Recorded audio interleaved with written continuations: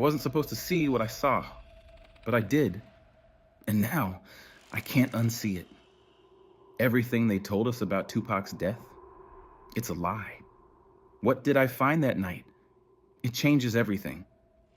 I watched a tape, one that was never meant to be seen. And in it, Tupac isn't dead. What you're about to hear isn't just about a rapper. It's about the secrets buried deep beneath the surface. The real question is, who's still hiding? It all starts with how I found that footage. It wasn't long after the incident that everything started to settle down. The world moved on, just like they always do. They buried the truth, tucked it away, and slapped a label on it like they always do. Tupac's death, a tragedy, a senseless crime. The world mourned, the world grieved, and then the world forgot. But I didn't forget. It's strange, right? How one moment can change everything. One moment where everything you thought you knew gets thrown out the window. One small thing that doesn't fit. That's how it started. And I didn't know it at the time, but it would never end. I remember that day so clearly. It was just another day in the middle of the noise. The city was buzzing, like it always does, everyone in their own little world moving in sync, oblivious to what was about to surface. I wasn't supposed to be there, not in that room. But sometimes, it's the places you shouldn't be that lead to the things you'll never forget. The footage was there, like a piece of forgotten history, slipped into the wrong hands at the right time. It wasn't a person who handed it to me. It wasn't some friend or colleague, but someone I barely knew. Someone whose face is already slipping from my memory. They didn't explain. They didn't need to. All they said was, "You need to see this." I remember holding it in my hands, the weight of it feeling heavier than anything I'd ever held before. A single tape, a single glimpse into something that could change everything.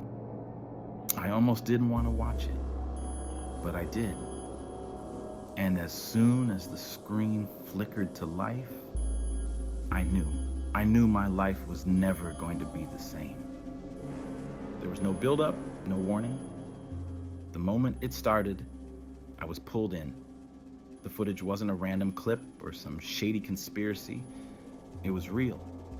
Tupac, alive, but not in the way the world thought.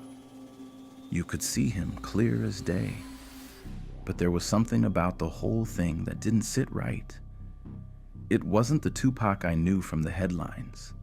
It wasn't the Tupac who was murdered in that drive-by. No, this was something else. His eyes. There was something off about his eyes.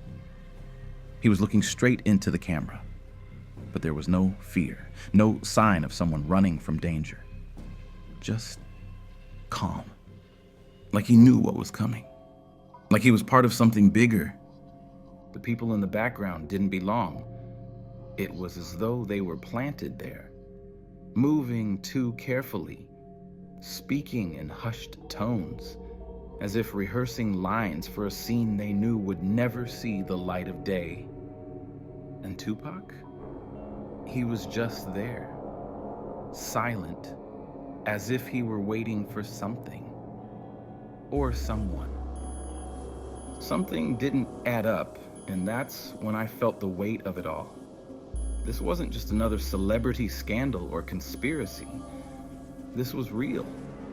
This was dangerous. I could feel the walls closing in around me the longer I watched. I remember the feeling that hit me next. It was fear, but not the kind you think. It wasn't the fear of being caught or found out. It was the fear that I wasn't supposed to know. I wasn't supposed to see this. The truth was never meant to reach anyone. And yet, there I was, staring at it. and I'm still here, still trying to make sense of it all. But I can't. It's like the footage got under my skin, like it changed me in a way I can't explain. What I saw that night, what I witnessed, is still haunting me. Because what I truly realized, is that Tupac wasn't just murdered in that car.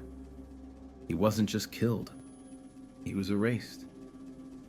A piece of history swept under the rug, buried deep where no one could find it. And now, I'm left with a choice. Do I let the truth slip away like everyone else has? Or do I keep going down this dark, dangerous path, trying to uncover what was never meant to be uncovered? I don't know what's next. But I do know one thing. I can't keep living with this, pretending like everything is okay. This is a story that needs to be told. The world needs to hear it, even if it destroys everything. But that's the thing, isn't it? Once you know the truth, you can't forget it.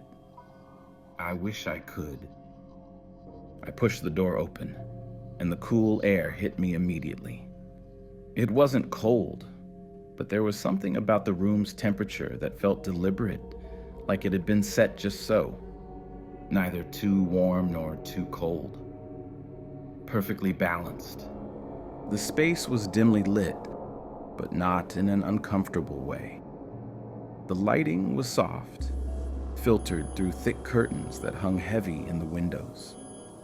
It was one of those places that could easily make you feel at home if you didn't look too closely.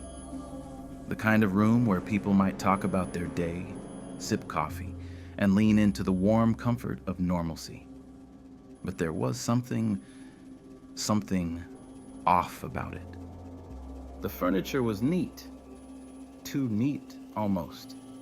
A couch sat along the wall, perfectly centered, its fabric crisp and free of creases. The coffee table in front of it was polished to an unnatural shine. There was no clutter, no personal items that gave it life. The whole place had an empty, sterile feel to it, like it had been staged for a show that no one would ever watch. I took a step inside, the soft carpet beneath my shoes almost too plush, as though it were trying too hard to make me feel at ease, but my body didn't relax. It felt wrong, like the air had been too carefully curated. Even the smell. It wasn't a bad smell. It wasn't the staleness of neglect or the sharpness of cleaning supplies. It was something in between, like a room that was used just enough to keep it from feeling abandoned, but not enough to ever make it truly lived in.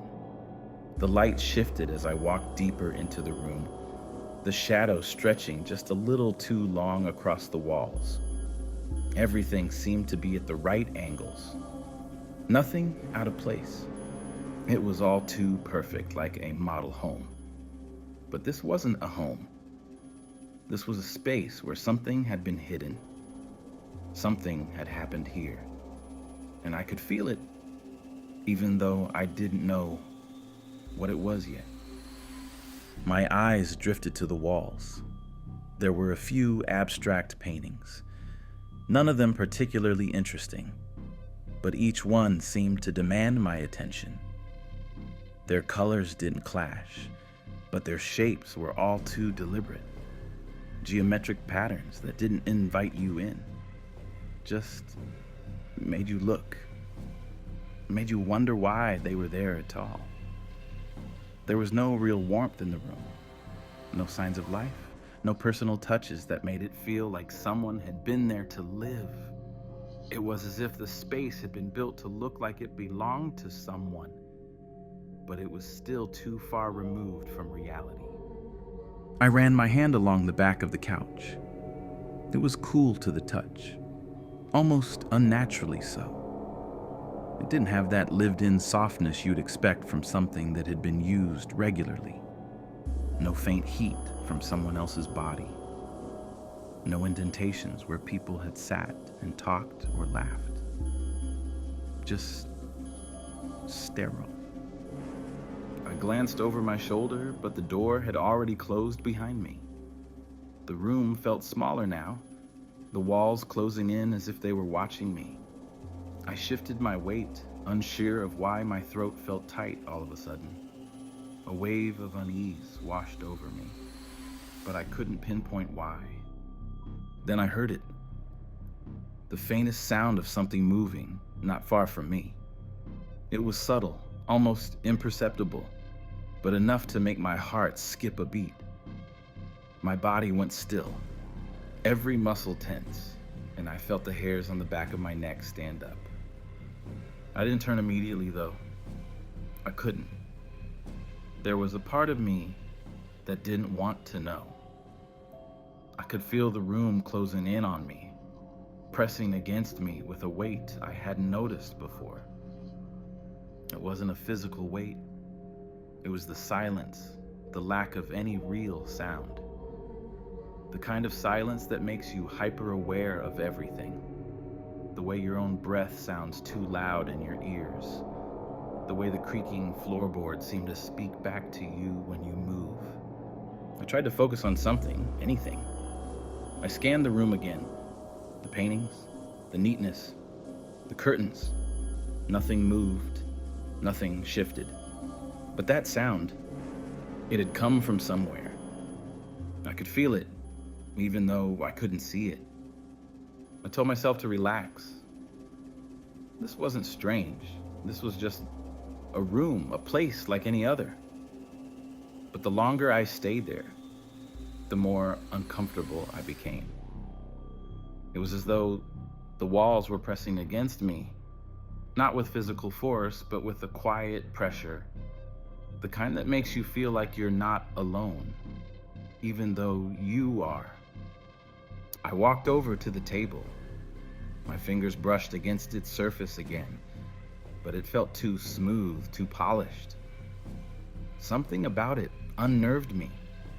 It didn't feel like it belonged here, like everything had been placed with the intention of making the room feel neutral, clean, but in a way that was almost too clean. There was nothing real about it, just a facade. And beneath that surface, I could sense something dark, something hidden, waiting for me to look a little deeper. I was trying to convince myself that everything was fine when I noticed something on the floor. A small, inconspicuous piece of paper, discarded, but placed just so that it would catch your eye if you were looking. I bent down to pick it up. It wasn't just any scrap. It was a photo, faded, the edges slightly curled. I held it in my hand for a moment, unsure of what to make of it. The image was blurry, almost as if it had been taken in a hurry, or with a camera that wasn't quite up to the task. But even through the distortion, I could see enough. It was a picture of a man, his face obscured, but the outline of his body was unmistakable. He was standing in the exact spot where I was standing now. My heart sank. I couldn't place the man's face, but I knew, without a doubt, that I had seen him before. I stared at the photo for what felt like an eternity. Something about it. Something about the way he was standing, the way his body was positioned, unsettled me. I didn't want to look at it any longer. I dropped the photo back onto the table, almost feeling the weight of the room grow heavier. A silence fell over me, thick and suffocating. The air felt colder now. The warmth I had felt earlier, it was gone. I was suddenly aware of how still everything had become. I took a deep breath, trying to steady my racing pulse. Something wasn't right. I didn't know what it was yet, but I could feel it deep inside me. It was in the way the room seemed to watch me, the way the shadows stretched longer than they should have. There was something here that I wasn't meant to find, and I couldn't turn back now. The door behind me clicked softly. The sound broke the silence in an almost too perfect way. And in that moment, I knew I wasn't alone anymore. I tried to shake the feeling off, but it wouldn't go away. The longer I stayed in the room, the more I realized something was off. Something I couldn't quite put my finger on. It wasn't just the space itself, though. That was strange enough. It was the people. The way they moved. The way they looked at me. I glanced around the room, trying to keep my composure, but the air felt too thick now. It wasn't oppressive. It wasn't that kind of suffocating weight. It was just wrong. There was a strange chill in the room, like someone had turned the temperature down a few degrees without my noticing. It wasn't cold enough to be uncomfortable, but it made my skin prickle in the oddest way, like something hidden was watching me. But when I looked around, no one seemed to notice. No one seemed to feel it. The conversation that had been flowing just moments ago had now died down. People sat in clusters, casually talking, but there was an undercurrent to their chatter, an edge, and I could feel it in every word. It was the way they spoke, like they were speaking around something. There was a heaviness to their tone, something that didn't match the relaxed atmosphere. It didn't sit right. I turned my attention to one of the guests, a man with dark sunglasses perched low on his nose despite being indoors. He caught my gaze for a brief second, and I swear, just for that moment, his eyes lingered a fraction too long. It wasn't a normal glance, not the kind that you give when you meet someone new. It was more like a silent recognition, something that passed between us and then immediately vanished, as though he realized he'd made a mistake and quickly pulled his focus elsewhere. But the moment lingered. I felt the shift, even if no one else seemed to. My stomach twisted, but I tried to ignore it. I told myself I was being paranoid, nothing more than nerves, but it didn't feel that way.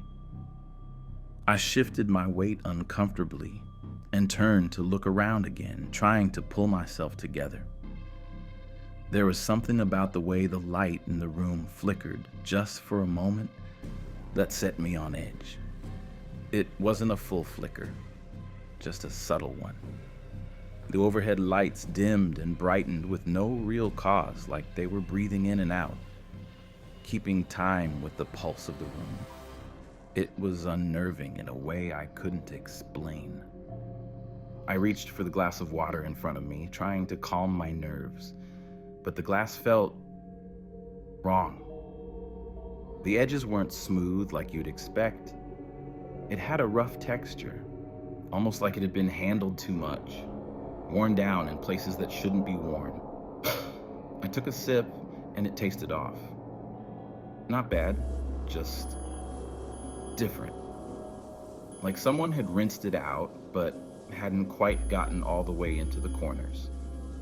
A faint aftertaste lingered in my mouth, a strange bitterness I couldn't place.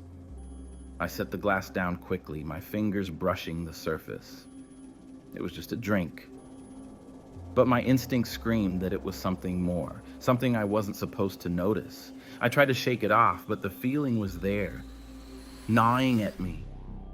I glanced around the room again, trying to find something, anything that felt normal, but nothing did. The conversations had quieted, and the guests who had been laughing a moment ago now stared at their phones or shifted uncomfortably in their seats. The buzz of conversation had died down, replaced by an unsettling silence. I glanced at the staff. Their movements were too controlled, too precise. They didn't move like people who were just doing their job. They moved like people who knew something, like they were in on a secret that everyone else was too blind to see. The whole atmosphere seemed staged. Everything was rehearsed. Then I noticed the locked door. It hadn't been there before. At least, I didn't think it had. There was a small door tucked away in the back corner of the room. It was only partially visible, hidden behind a decorative curtain that had been pulled just slightly to the side. The door looked normal enough, simple, wooden, with a small brass knob, but it was locked. The kind of lock you see in old houses that have been long abandoned. The metal seemed too aged, too out of place compared to the rest of the modern furniture around it. I felt my pulse quicken. For a moment, I was convinced that it was nothing, just a part of the decor or a maintenance closet that no one ever used. But the longer I stared at it, the more wrong it seemed. I could feel my heart thudding in my chest, and my breath slowed as I realized something. No one had even acknowledged it. Not a single person had looked at it. No one had walked near it. It was as if it didn't even exist, like it was just a part of the room that no one was supposed to pay attention to. But the more I thought about it, the more I realized how out of place it felt. Sitting there, quiet, unnoticed. I stood there for a few more seconds, trying to convince myself it didn't matter. But the sense of unease had grown into something more powerful now. It wasn't just a flicker or a moment of discomfort. It was the feeling of something wrong, of something being hidden right in front of me. I turned back to the group, trying to force myself to focus on them, but I couldn't shake the image of the locked door. It kept coming back to me, a nagging, pulsing reminder that there was something I wasn't meant to see. Then, one of the staff members, a woman I hadn't seen before, moved toward the door. She didn't seem to notice me watching her, but I noticed her glance at the door with an odd expression, a mixture of hesitation and finality, like she knew something that would never be said aloud. She paused, fingers hovering just above the handle, but then she stopped herself, looked over her shoulder at the rest of the room, and walked away without touching it. I don't know why, but that one action, her hesitation, made my stomach drop. It was like a signal, like she was telling me that the door was off limits, that whatever was behind it wasn't meant for anyone to know. I couldn't stop looking at it. I couldn't stop wondering what was behind that door and why. Out of all the people in the room, I was the only one who seemed to notice it. I turned my attention back to the room, trying to find something to ground me, something to remind me that I was still in control. But it was getting harder to ignore. The people around me weren't acting normal. There was a tension in the air that had nothing to do with what was being said. It wasn't just the locked door anymore. It was the whole atmosphere. The way everyone's eyes avoided certain places. The way their voices dropped when they thought no one was listening. And the more I looked, the more I realized that the longer I stayed, the more unwelcome I felt here. There was something about the way the staff moved, the way the guests behaved, that felt like it wasn't meant for me, like I was out of place. I couldn't shake the feeling that the walls were closing in. And I knew with absolute certainty that I couldn't stay much longer. Something worse was waiting behind that locked door, and I wasn't going to find out what until I was ready to confront it. But for now, I had to wait. And in the silence, I could already hear the low hum of something terrible starting to stir. I don't know when it happened, but suddenly, the air felt different. It was like the walls were closing in. The very space around me compressing, each breath I took growing heavier. I tried to shake it off, tried to focus on the people in the room, the conversations. but everything felt off, like I was drifting just out of sync with reality. It wasn't just the strange locked door or the eerie glance from the man earlier. No, this was something else entirely. I stood in the corner, pretending to listen to a conversation, but my mind was elsewhere. Every nerve in my body screamed that something was wrong. My eyes flicked around the room, trying to anchor myself in something familiar, but it was all unfamiliar. Nothing fit. The air had that stale feeling now, like it hadn't been breathed in days. The temperature had dropped, but I couldn't pinpoint when it had happened. The warmth I'd felt earlier, the normalcy of the space, was gone. In its place was something colder, sharper, like the whole atmosphere had turned hostile without me even noticing. I took a slow step forward, careful not to make a sound, but something did make a sound, something I couldn't place, a low scraping noise, a soft scratch across the floor. At first, I thought it was the floorboards, creaking beneath someone's weight, but the sound didn't fit. It wasn't a shift of a footstep or a subtle change in pressure. It was a distinct noise, deliberate and wrong. I froze. My eyes darted to the source of the sound, and that's when I saw it. A chair, one of the ones by the wall, slowly, almost imperceptibly, moved. Just a few inches. Not enough for anyone to notice, not enough for anyone else to see, but enough for me to feel like I was losing my grip on reality. I couldn't move. My heart was pounding in my chest and I wanted to scream, but I couldn't. I was paralyzed by what I had just witnessed. The chair. It had moved, and there was no one near it.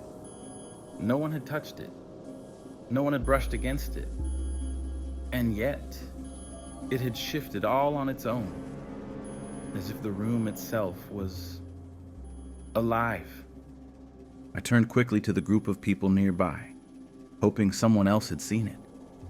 Maybe it was a trick of the light, some optical illusion. But they were still engrossed in their conversations, their attention elsewhere, as if nothing had changed. They didn't see it. They didn't feel it. I felt the skin on my neck crawl, the hairs standing on end. This was real. This wasn't a glitch in my mind. The world around me was starting to shift in ways that didn't make sense. I slowly approached the chair, careful not to make my presence known, but when I reached it, I hesitated. I couldn't help it. I ran my hand across the backrest just to confirm I wasn't imagining things. It felt solid, just like it should. But there was a weight to it now, a wrongness that hadn't been there before. Something about it didn't belong in the room. It didn't belong in this space. I moved my fingers along the armrest, half expecting it to move again, but it didn't. For a moment, everything was still. But then, there it was again, a faint thud, a slight tremor. So quiet, so subtle, I almost thought it was just my mind playing tricks. But no, the chair had moved once more. Just a tiny shift, like a breath of wind had nudged it. But it was enough to make my pulse spike. It was like the room was toying with me, daring me to acknowledge it, to admit that I wasn't imagining it. My legs felt weak, but I couldn't look away. My body was telling me to leave, to run, but my mind couldn't let go of the pull of the chair. I didn't know what I was waiting for, but I knew I couldn't leave until I understood it, until I could make sense of what was happening. I forced myself to step away from the chair, my body trembling. Something was wrong, deeply, fundamentally wrong, and I could feel it in every part of me.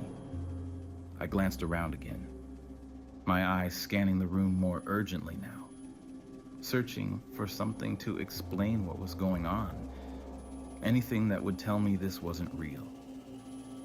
That's when I saw it. The locked door, the one no one had mentioned, the one no one seemed to acknowledge. My eyes had returned to it, drawn back by some invisible force.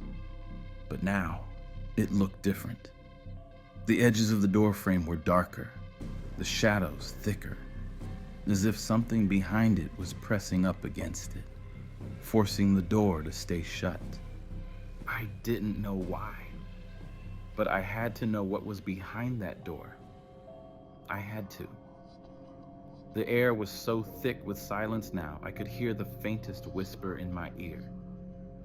The closer I got to the door, the more the room seemed to twist. The floor beneath my feet felt unsteady, like I was walking on ice, even though everything was perfectly solid. My pulse quickened, the sound of my heart louder than the rest of the world. My fingers were tingling. I reached out for the door handle without even thinking about it. The instant I touched it, the room shifted again. The light overhead flickered once, then twice, and suddenly the temperature dropped even more, so sharply that I could see my breath in the air. It was like stepping into a cold snap, and I felt an overwhelming sense of nausea. Everything inside me screamed to pull away, to leave, but I couldn't. I was rooted to the spot. Then came the sound.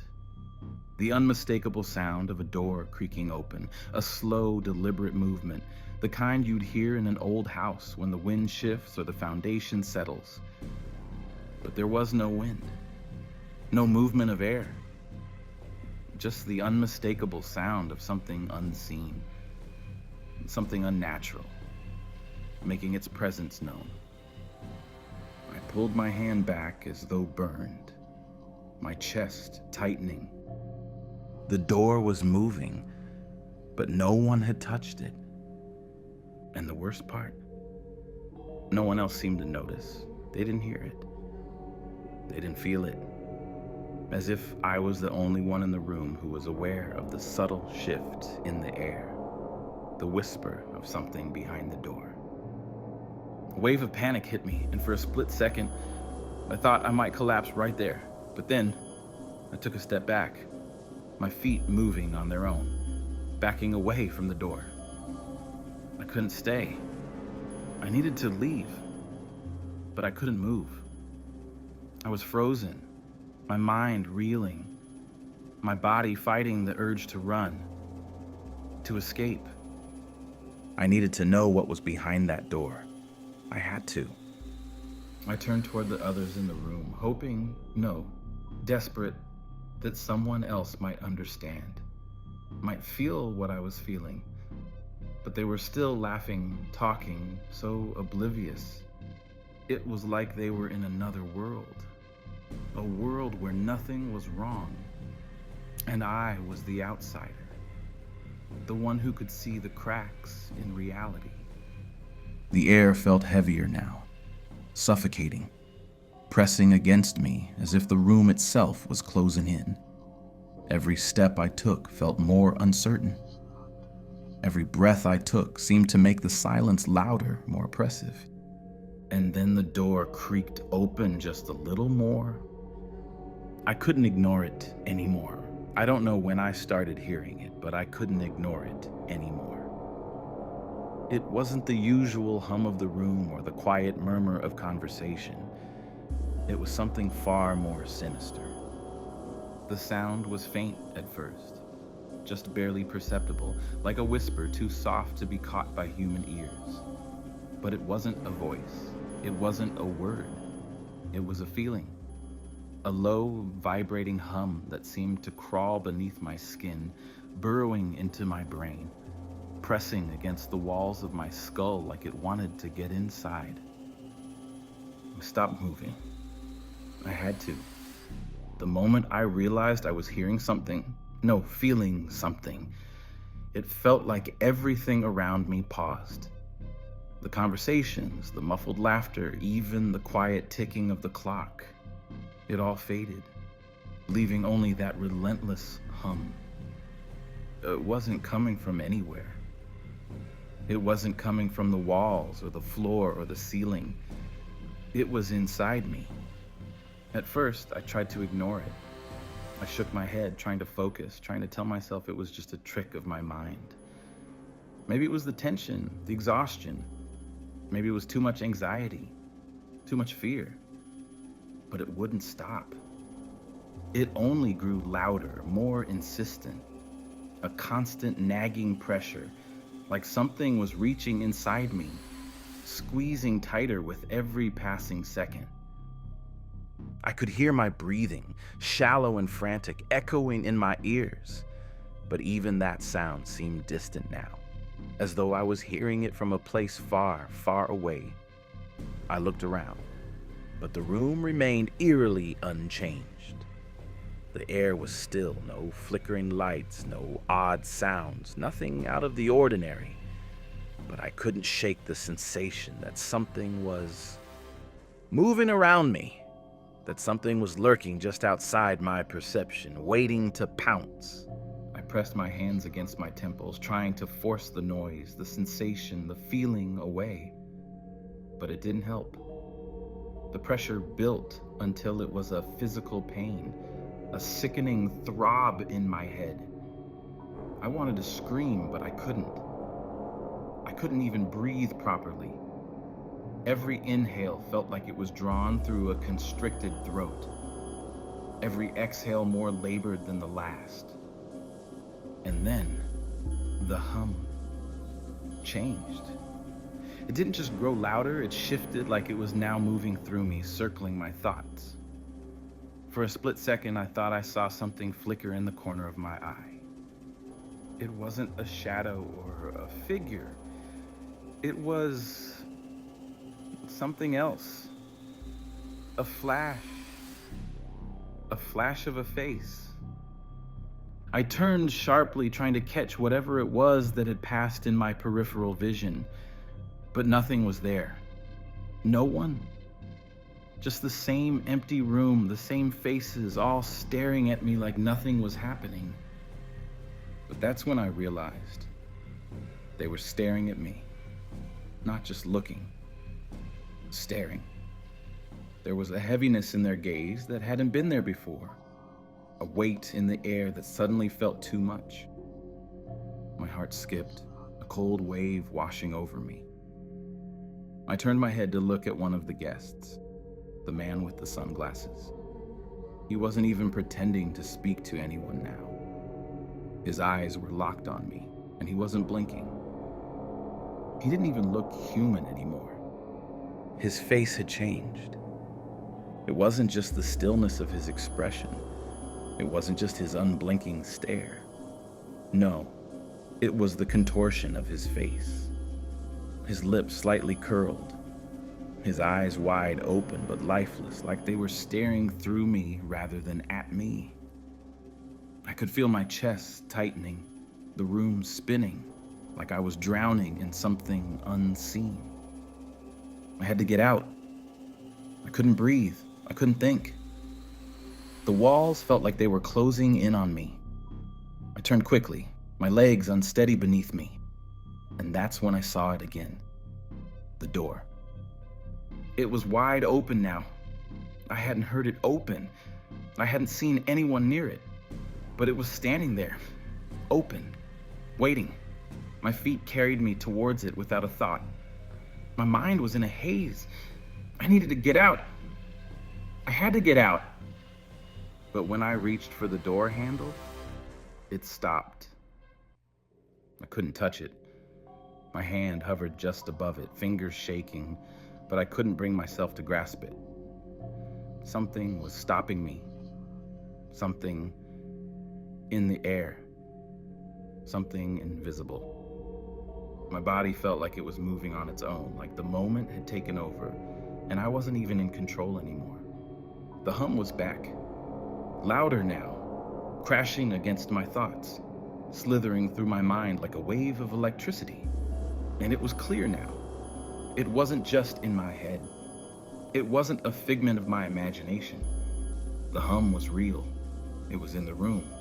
It was in them. I turned again, my pulse spiking. The guests were all silent now, their faces unnaturally still. They weren't moving. They weren't blinking. It was like I was the only one alive in the room, the only one still functioning. The sensation of being watched, of being trapped, it suffocated me, the pressure of it pushing down on my chest. I tried to speak, but the words wouldn't come. My throat was tight, like something was blocking me from releasing any sound. I looked back toward the door. The hum was louder now. No one was moving. The room had become a prison, and I couldn't escape. And then, it hit me. I knew what was behind that door. I had known the whole time, but I hadn't wanted to admit it. Whatever was behind that door wasn't meant for me to see. It wasn't just some locked room or a forgotten storage closet. It was a place that no one was supposed to find. A place that had been waiting for me. The moment stretched out, and my mind fractured. I was losing myself, losing control. The walls weren't just closing in. The room itself was changing. The air felt thick and cold, like the temperature had dropped to the point where I could see my breath. I could feel my heart pounding in my ears, feel the sweat forming on the back of my neck, but I couldn't look away from the door. Something behind it was calling to me, but I couldn't let myself go there. Not yet. I was drowning in it, and then, without any warning, everything went silent. The hum, the pressure, the world itself gone. The room froze, time stretched out. It was like the air had been sucked out of the space. And in that silence, I heard it. A whisper. My name. I froze. It was too soft to be real, too far away to be anything but a figment of my mind, but I heard it. It was there, in the silence, in the empty space around me, and then I knew. I knew. Whatever was behind that door had been waiting for me all along. I couldn't move. I couldn't breathe, and I couldn't escape. I couldn't breathe. I couldn't feel my legs beneath me. It was as though the floor had fallen out from under me and the weight of the world was pushing down from above. My heart hammered in my chest and the air felt thick, too thick to swallow to inhale. It was suffocating. It felt like the walls of the room were closing in on me, the heavy silence pressing down with every passing second. I couldn't remember when I had moved, but somehow I was backed up against the cold, hard wall. My hands were flat against it, as if trying to anchor myself in a reality that felt like it was slipping away. My eyes darted around the room, searching for something, anything to make sense of what had just happened. But nothing was making sense. The whisper, my name, still echoed in my mind. It was still so fresh, so raw that I could feel it vibrating in my bones. I hadn't imagined it. I couldn't have. I had heard it. It was real. No, I thought, shaking my head. It couldn't be real. But the terror in my chest, the pulse pounding in my ears told me it was. I tried to steady my breath, tried to calm myself, but it wasn't working. I wasn't sure what to do. My body wasn't listening to my brain. It was frozen, locked in place by something beyond fear, something primal, instinctual. I wanted to move, to run, but my legs wouldn't cooperate. I couldn't move, couldn't think. And then the door. That damn door. The door was still open, wide open. I hadn't seen anyone move towards it. I hadn't seen anyone go through it, but it was open. I couldn't look at it. Not again. I had already felt it. Something was there. Something was waiting for me. I staggered away from the wall, trying to find some control, but the room felt like it was spinning. The shadows were shifting, dancing around me, playing tricks on my mind. The flickering light above, the same flicker, was back again, like it was taunting me, telling me that everything was wrong, that nothing would be the same. I tried to look away, but the door was pulling at me, pulling me in like a black hole I couldn't escape. I wasn't going anywhere near it. I couldn't. I have to leave, I thought, but my legs betrayed me and my feet stayed glued to the floor. Every movement felt like I was wading through water, slow, heavy, and suffocating. My heart was pounding louder now, echoing in my head. I wanted to scream, but I couldn't make a sound. Why wasn't anyone else reacting? The room, it was wrong, but no one else seemed to notice. People were still talking, still laughing, still going about their business like everything was fine, like the whisper in my ear didn't matter, like the door wasn't open, like none of this was happening. Was I losing my mind? I felt a sudden surge of panic. Please just wake up, I thought. This can't be real. This can't be happening. I had to leave. I had to get out of here before whatever was behind that door, whatever had been calling me, found me. I turned toward the exit, but my legs were shaking now, my body betraying me as I took a step forward. It felt like I was dragging myself through quicksand, my every move pulling me deeper into this nightmare.